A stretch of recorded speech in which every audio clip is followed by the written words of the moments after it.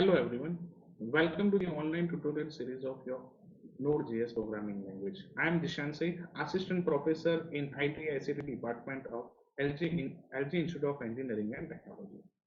So in the previous video of Node.js, I deeply described what is Node.js, how the Node.js server is working. So Node.js server is basically working on the principle of your workers that follows the asynchronous and non-blocking IO concept. So here, when we are talking about the asynchronous concept, at that place event loop is there, callback is there. So here I will explain what is exactly callback here, how it is performing the task programmatically in the background, and what is the role of your packet manager here. Okay, so let's start our today's topic first with the callbacks. So before going to callbacks, just imagine the scenario of your particular web server of your Node.js, how it handles the user request. For example, in the real time, if we have more than one client here, and that client is requesting for the request. For example, client one is requesting for some data item, that is the request is accepted by your Node.js server.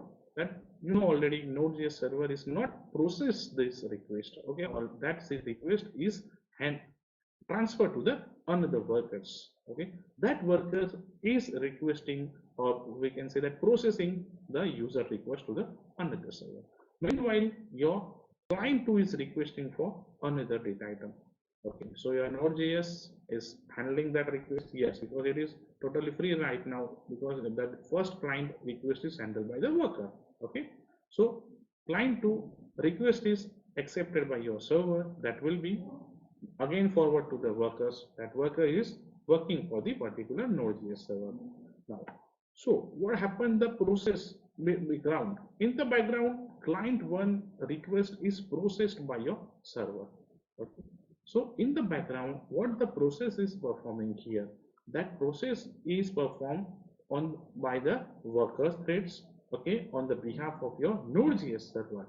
And here one loop is there, event loop is there. Okay, here no blocking is there. Still, without multi-threaded application of your Node.js, okay, your multiple client is handled. Now for that, callback is responsible. So how exactly performing here in the programmatically? Let's understand one function here that is related to your synchronous programming. Okay, so here we have one function process data. Okay, here one function is already called by our variable data, that is fetch data. Then the next line is data is equal to data plus 1, and that returns the data. So what happened here? Process data is returning the one variable, that is data, but data is depends on the function. That function is fetch data here. Okay, so when we are talking about the synchronous programming, so synchronous programming is all about the step-by-step conversion or step-by-step process. So if the fetch data takes long time to load, okay, because what happened when our function is executed process data, in the second line your fetch data function is called. It might be inside your class, it might be inside your program, it might be inside to the another package. We don't know exactly where the fetch data is there. Okay, so it gives the quick response. It might be take too much time. Okay, but in the real time, in the ROS case, if we thought about that, if it takes too much time, then what happened here? Block state. Okay, your next statement is not executed. So this is the disadvantage if we are following synchronous programming, that is your step-by-step process. So your Node.js is removing this. Okay, your Node.js is use your asynchronous programming instead of the synchronous programming. So when we are talking about the asynchronous programming, it doesn't wait for the third party, or we can say that it doesn't think about the IO finish. What happens if I'm requesting for file in the background? If my request is going to handle my file request, it doesn't bother about it. Without thought process of that, your next statement will be executed. So this is the biggest advantage of your Node.js, and this is the concept of your callback. Okay, so a callback is a function call at the completion of a given task, and that this prevents any blocking and allows the other code to be run meantime. So asynchronous program is providing this type of functionality, and that is accepted or by your Node.js. So let's understand how it works. Okay, so the first program what the handle by your synchronous programming, now it is converted into the asynchronous programming. So let's understand. Function process data, and in the background we are passing the callback here. So always here callback function is there. Okay, so what happened here? Fetch data function is called. Okay, in the parameter we are passing the function here. So when we are talking about the Node.js and advanced JS function, in the parameter is passed the function here. In the first parameter is error, and the second parameter is data here. Okay, so what is the drawback, or we can say that what is the limitation if you are understanding that worst case? For example, if function is taking too much time, or second case it is not taking too much time. So for both that we are taking some code here. Okay, for example, if it takes too much time, then it generates the error, but it is not handled or it is not takes the too much time, so it gives the data. Okay, so for that you can see here fetch data having our function, that function having two parameter, error and data. If error is that console.log an error has occurred about everything, okay, and return to callback and enter your ERR. Okay, that is your class here possible. And if it is not, if is not executed, then we are moving to this loop, and the data is data plus 1, and callback is all about the data. So callback is returning the data. So this is the beauty of your callback Node.js. If the first time, if you are seeing this type of code, it looks some tedious task. If we want to call our normal simple function and we have to type too much code, but if when you are used to with this particular technology, then it is not up to this. But in the real time, when we are talking about the execution speed, handling multiple clients, then this is the biggest advantage. Okay, so this is the all about the Node.js callback. Now we are moving to how it is very useful. So callbacks give us an interface. Okay, so which to say, and when you are doing that, do all this. So when you are doing something in the background, it is also performing the multiple class. So this allows you to have many IO operations as your OS can handle happening at the same time. If your OS is powerful to handle multiple IO operation, then your Node.js is very useful. But your OS is not up to that mark, then your processing time is take too much time. You cannot handle multiple IO files. For example, in a web server with 100 or 1000 of pending requests with the multiple blocking queries, performing the blocking queries asynchronously give you the ability to be able to continue working. Okay. For example, in the real time, you having multiple thousands of requests. So if you are not use the asynchronous query, what happens then? You have to first accept all that query. Till that you are not doing the process work. Okay, because you have to complete that task first. But when we are talking about the asynchronous, then you can handle the other task also.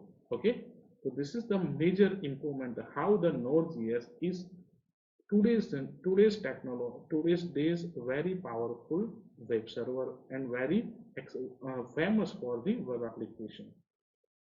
Now we are moving to the second advantage of your Node.js, that is your network packet manager, NPM.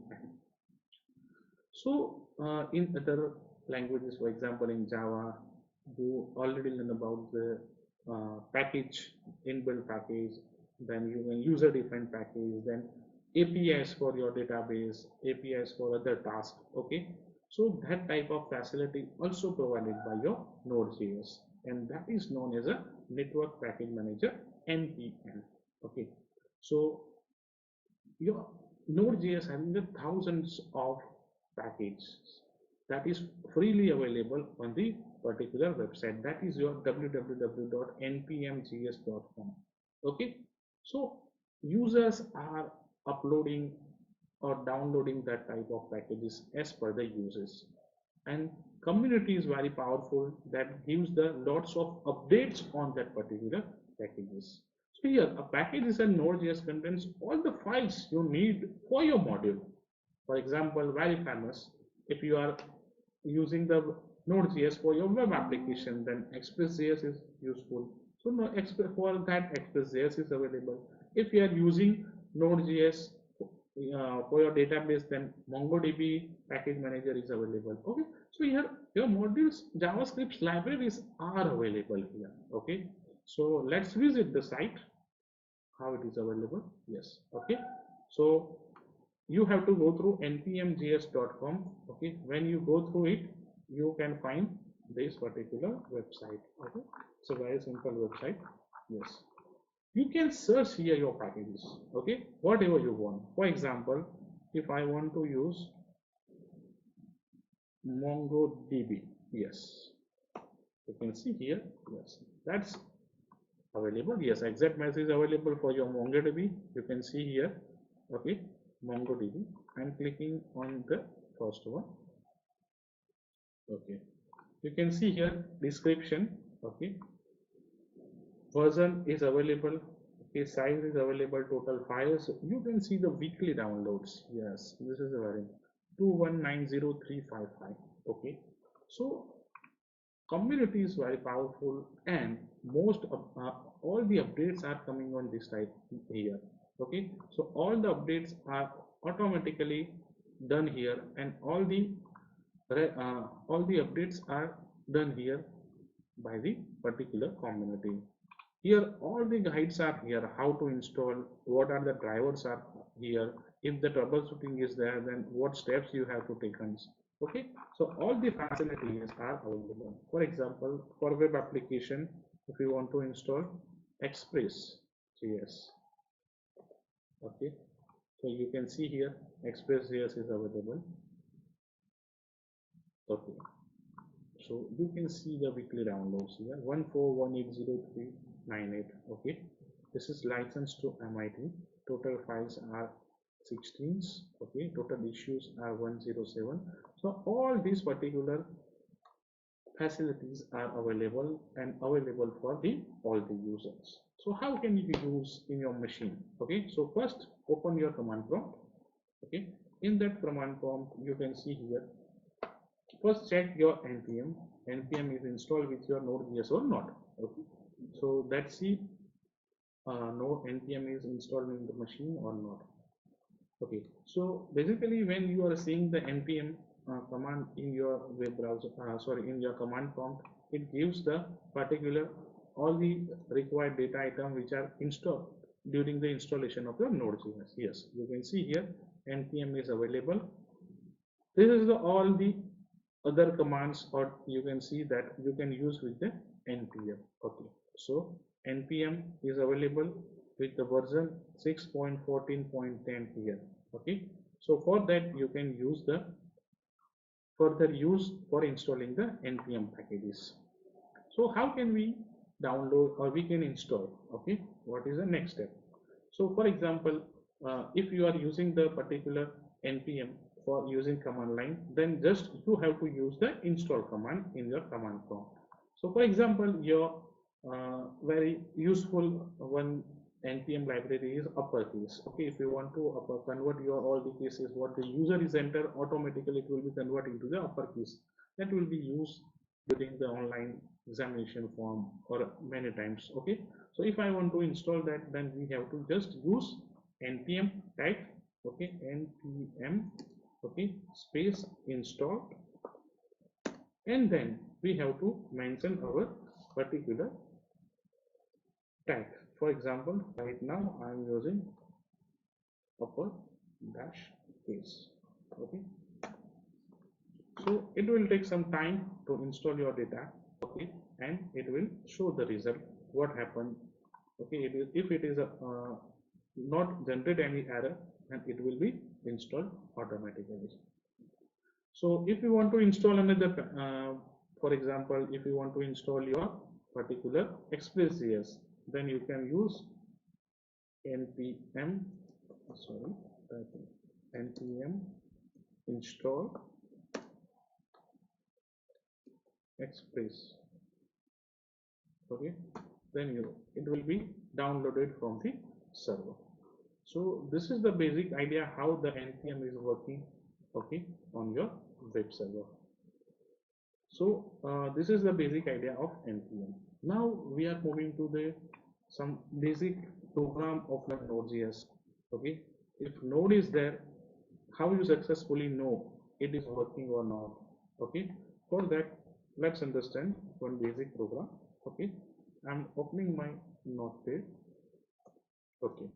Now here in JavaScript, we already checked on the web browser console.log code, okay. So here I'm typing console.log